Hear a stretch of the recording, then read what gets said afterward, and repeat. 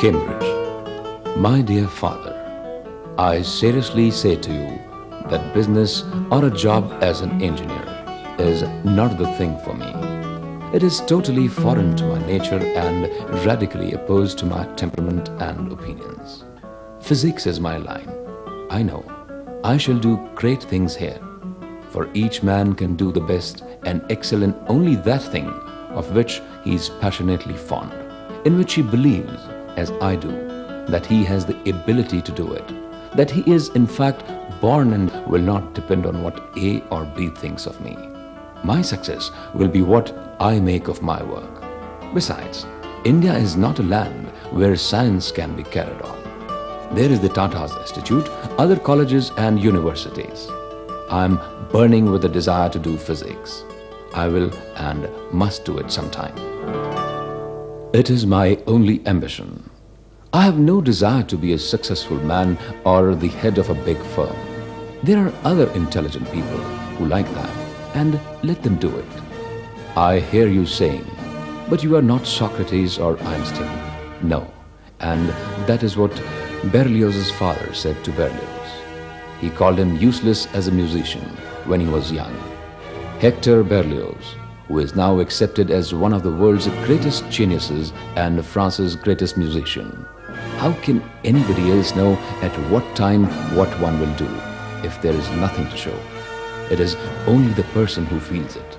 And remember, that is not everybody who feels this way. It is no use saying to Beethoven, you must be a scientist, for it is a great thing, when he did not care two hoots for science. Or to Socrates, be an engineer. It is the work of an intelligent man. It is not in the nature of things. I therefore earnestly implore you to let me do physics. Love, Homi.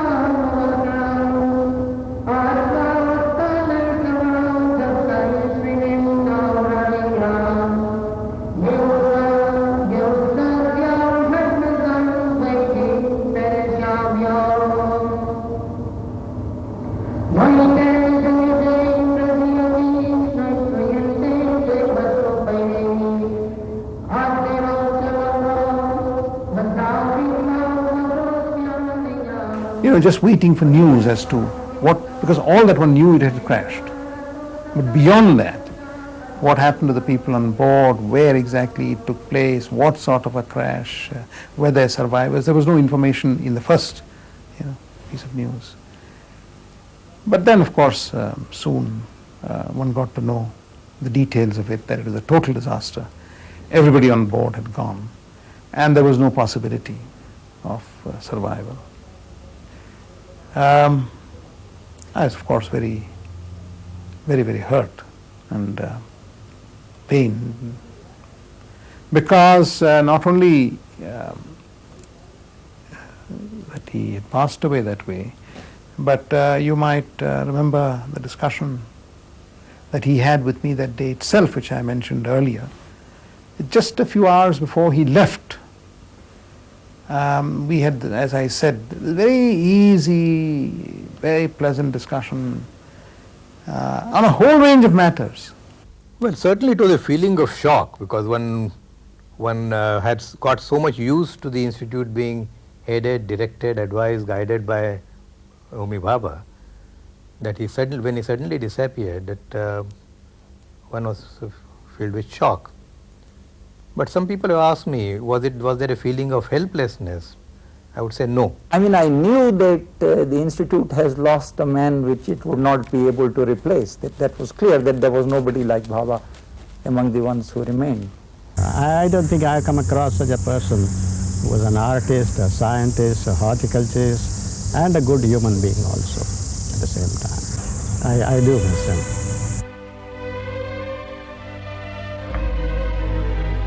It is an inherent obligation of a great country like India, with its traditions of scholarship and original thinking, and its great cultural heritage, to participate fully in the march of science, which is probably mankind's greatest enterprise today.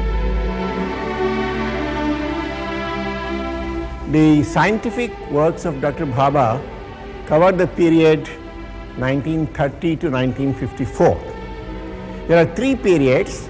The Cambridge period, when he was at Cambridge University. Later, between 1939 and 1945, he was at Bangalore at the Indian Institute of Science. And then, of course, from 1945 onwards, he was at Bombay. He had founded the TIFR. In all, he published in international scientific journals 64 scientific papers, which have been brought out by TIFR as collected works. Now, the most important scientific work of Dr. Bhabha concerns four different fields: cosmic radiation, cascade theory, meson production, and elementary particle theory.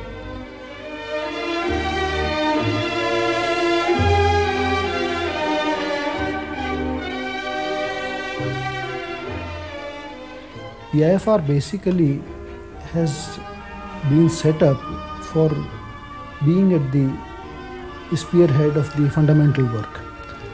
So our main direct aim is not really generation of technology, but all the same, just because we are trying to keep at the forefront of scientific developments, there are fallouts, and these fallouts have resulted in a lot of technology being transferred to the country. For example, we have had expertise in early period in development of electronics, which resulted in the formation of Electronic Corporation of India. Bhabha was also chairman of, in fact, the Electronics Commission, and gave the blueprint for what he thought was should be the developments in electronics in the country. Later, our involvement with the microwave work resulted in the setting up of an organization called SAMIR, which is Society for Microwave Development and Research. And similarly, our involvement in the advanced level of software has resulted in National Center for Software Development. Our present work, for example, in the field of radio astronomy, is going to result, in fact, in much better designs of antennas and development of antenna technology. He already had a feeling that one doesn't have in India the kind of institutions which our bright young people deserve. A slight variation on one of the quotations from him. And he wanted to build one. And there, he didn't have a chalta hai kind of an attitude. He wanted to build an institution which was as good as any in the world.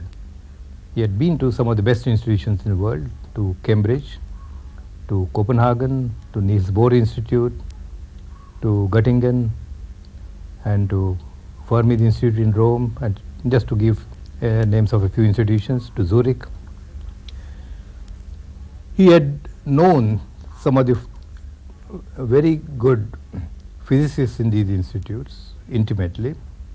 The community of physicists at that time was not very large, as large It was a fraction of what it is today. So any good physicist would know the other good physicists of the time. And we thought, why not have a place in India?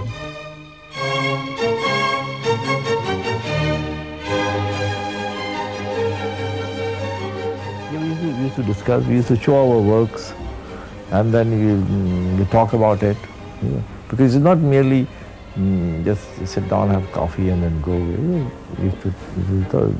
You have the discussion, very serious discussion about what, and because his wife travels all over the world, so his reactions and his ideas, what he has seen abroad and all that. So it was a very lively, meeting with him. We used to look forward to meet him. And then he decided to. He was the first one to do this. What is the corporate collection? The Tata Institute of Fundamental Research.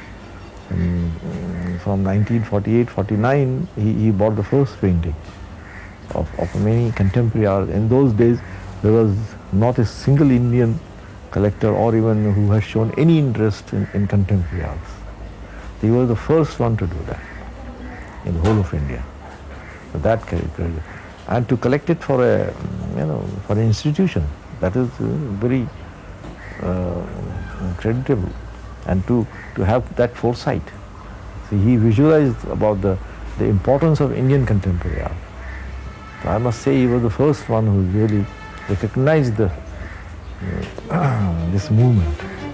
That collection was there in the Tata Institute, TIFFR, and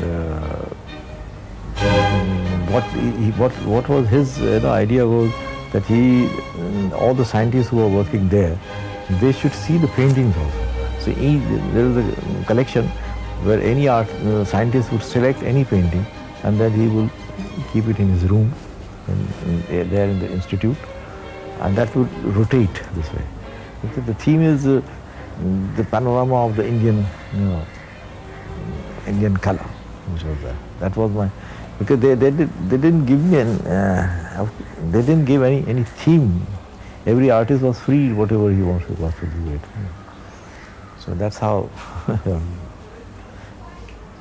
And then the thing is, when I started working, I asked him to be there. So I was there for nearly a year and a half. So I said I like to be with the scientists, to be with them and working them. So I was very happy he allowed me to be there for nearly a month. They gave me a special room.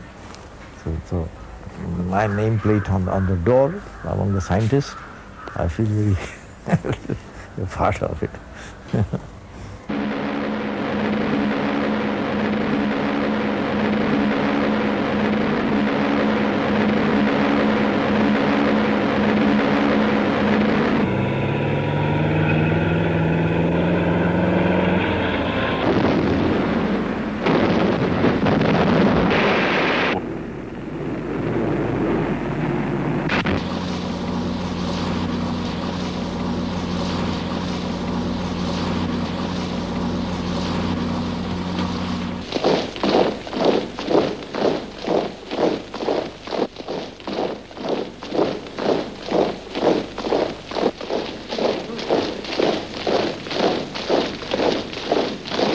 One has to look at the period in which he took this decision.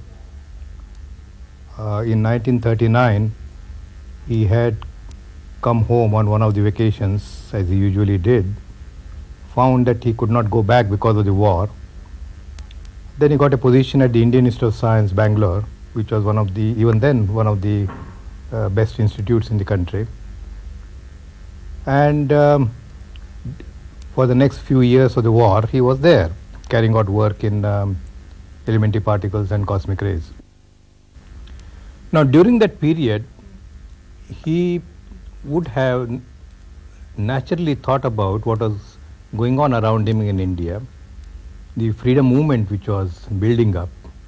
I'm 42, we had the Quit India movement starting, but there were various things leading towards the Quit India movement. Then there was this question about whether it was India's war or the Britain's war, whether one should help Britain in the war or not. I mean, all these questions would make any young person think, where do I belong in all this? If he were in Europe, he probably would not have had these would not have had the same impact. But being in India, these would have made an impact on him. And during that period, he somehow, as some people have said, he found his identity. He thought that in this period, when Indian freedom doesn't seem to be very far, he would have a role to play in building up science in this country.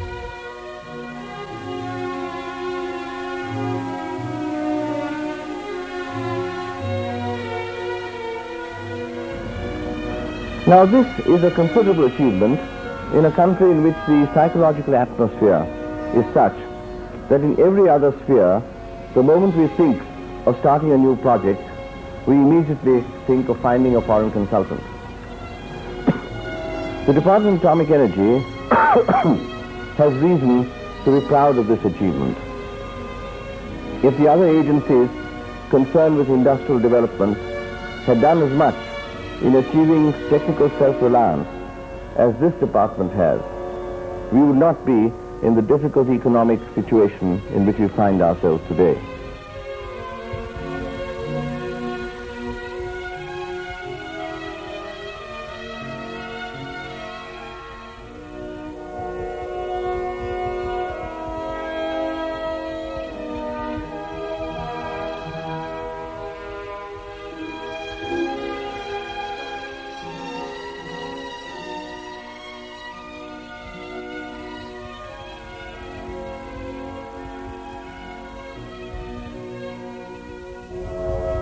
I venture to predict that a method will be found for liberating fusion energy in a controlled manner within the next 2 decades.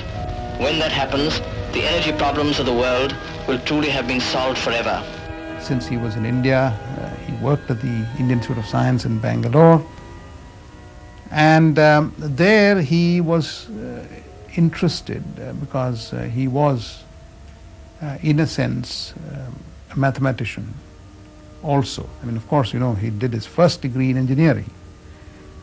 He then did his work in theoretical physics, elementary particle physics, and those were the papers. They had mathematics, but in Bangalore, he went on to what one would call even deeper mathematics in areas of algebra and so on. And so he worked by himself at that stage. And one of the great men who worked with him was Harishchandra in the areas he was interested in: nuclear physics, high energy physics, cosmic ray physics. And he saw that this was a tremendous opportunity, an area which would blossom forth, would develop great discoveries, understanding of nature, opportunities for instrumentation and so on. And at the same time, somehow at the back of his mind, as part of the development scenario, was the need for energy. And I have really never been able to probe deeper.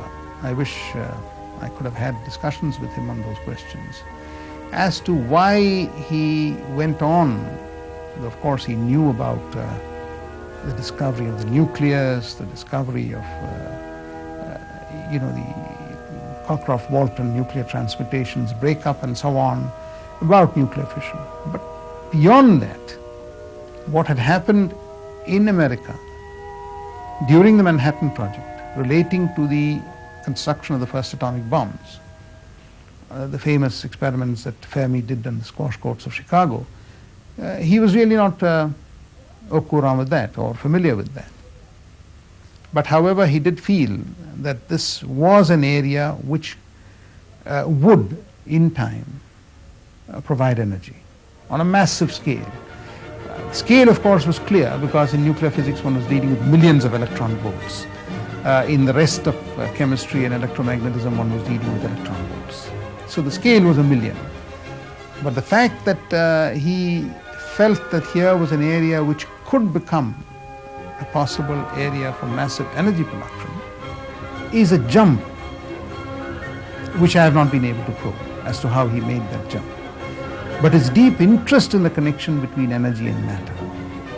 And the connection in some extent is when you deal with this transformation of energy into matter and matter into energy, you are dealing with energies of that magnitude.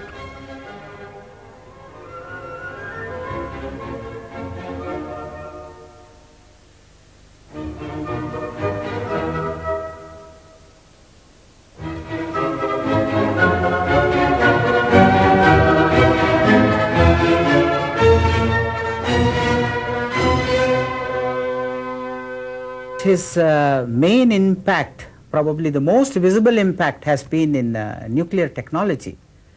But nuclear technology is not just nuclear power, but I think it is an example of high technology.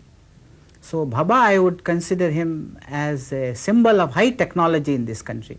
Nuclear technology, electronics, as you know, space technology also he started. And if you look at his statement when he started the Tata Institute of Fundamental Research in the 40s, when he says that when India needs scientists and engineers for its nuclear power program, it does not have to look for experts from outside. I view it as a part of the Quit India movement. Quit India movement was in 1942 in Bombay, and if you analyze his statement carefully, you find tremendous similarities in that. And this Quit India movement was not just the departure of the colonialists from this country, but establishment of this high technology which I mentioned, so that today India is considered a developed country in the field of nuclear technology. We have the capability to build research reactors. Dhruva is one of the best high flux reactors in the world, and which will be used for producing large varieties of radioisotopes and to use them in many areas. And I think this multidisciplinary research center is uniquely placed to develop. Already we are beginning now to interact with organizations in areas which you may not even expect us to do. For example, one of our specialists has consulted with the Central Electronics Limited in Delhi to improve their process for producing solar photovoltaic cells. And I am told by the chairman and managing director of that organization that thanks to this consultancy by a scientist from Bach, a panel which was giving 28 watts now gives 40 watts. And that is the kind of storehouse of knowledge and expertise and experience that exists in this country, which can be used in many ways. I think the motivation for the young people now should be pride in national development, so that India reaches a position in the world which is commensurate with the talent of its people. Well, actually, when we took this over, this was all a barren land. He always believed that landscaping was an essential component in any nuclear laboratory for two reasons. One reason is that we want to have a dust-free surrounding. But the second thing is he always felt that the scientists must have around them aesthetic surroundings, because they are not the people who work just for 8 hours of the day. They work for 10 hours, 12 hours, 20 hours also. They need relaxation. They need good surroundings. So what he was expecting of the scientists was that after a couple of hours of hard work, they should go out, have a stroll in the garden, come back and again start working. Like that they should go on. And Dr. Bhabha himself used to do that. When he used to come here, after lunch he would take a stroll in the garden. After dinner he would take a stroll in the garden. And then afterwards he would start working again, losing the sense of time. How many hours he worked, I don't know whether he himself knew, but no one else knew. After he came here, he just went on working and working and working. Whenever he went out and he saw something interesting, especially in gardening, he used to make small sketches, send me the cards, write something on the back side of the card, and he would say, I am here, now this is the garden I have seen, I would like you to find out whether this can be introduced in Trombay. He would take out a photo of some interesting tree, then write to me, is this plant available in our Trombay gardens, can we have it?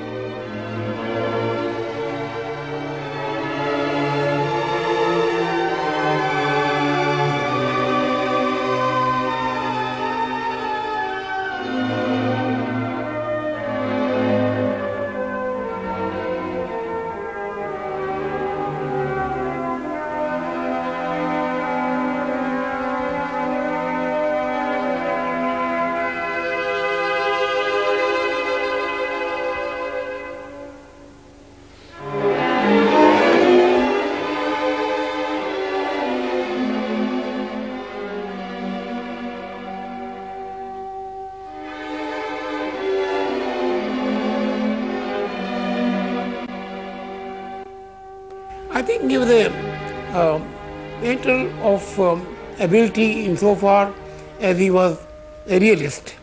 He was not giving himself to the fantasy of a surrealist. Maybe because he felt himself as an amateur, but his portraits were remarkable,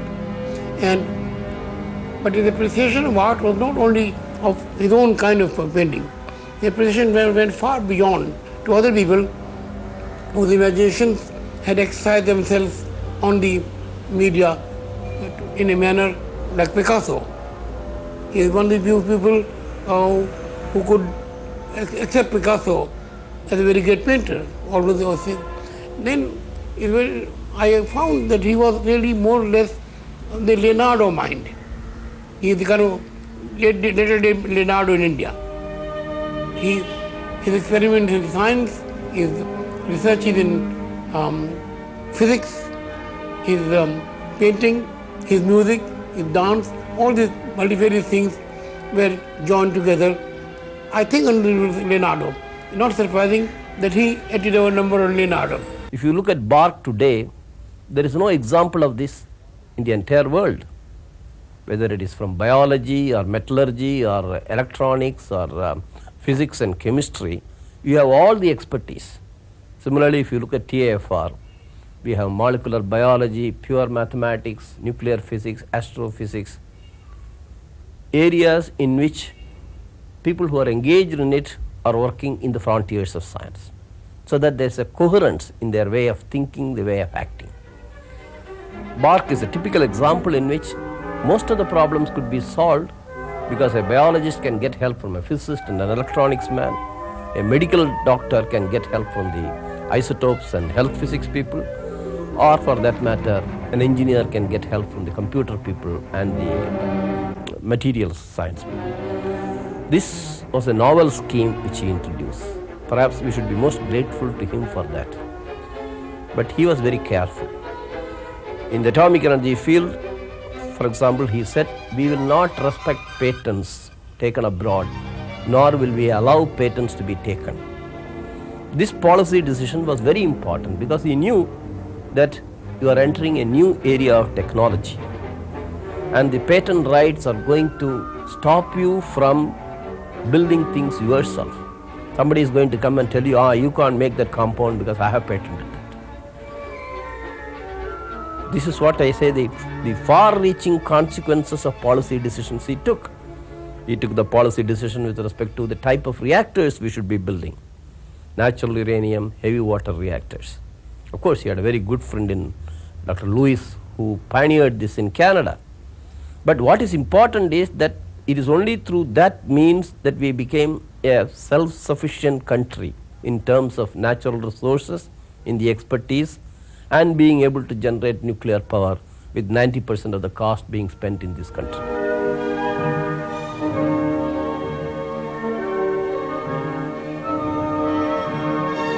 I know quite clearly what I want out of life. Life and my emotions are the only things I am conscious of. I love consciousness of life, and I want as much of it as I can get. But the span of one's life is limited.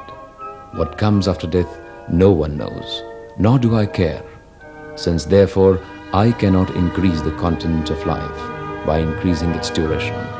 I will increase it by increasing its intensity. Art, music, poetry, and everything else that I do have this one purpose: increasing the intensity of my consciousness and life.